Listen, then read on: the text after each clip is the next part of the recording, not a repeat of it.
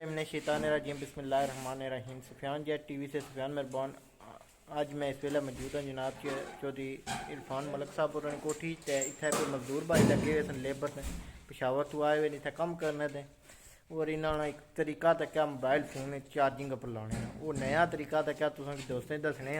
खान साहब पर क्या तजर्बा किया है, नवी याद कड्ढी है कोई असम तकी है जनाब बेली बोडा ही फोन लाने जगह थोड़ी सी तो इन्हें ऐसी याद कड्ढी है कि तुस तक्की कह हैरान हो गया सो तक्की सकते हो। मैं तुसें जिसा वीडियो ही पाया कि खान साहब और फोन चार्जर लाया हुआ तो कोई याद क्या की है चार्जर की तार ना जोड़े आने तो उधरों तार जनाब दुए प्लगे ना लाई है क्योंकि बोडे थोड़ी सी फोन त्रै चार्जर लाए हुए हैं तो त्रै मोबाइल इसलिए चार्ज हो रहे हैं तक्की सकने हो वीडियो।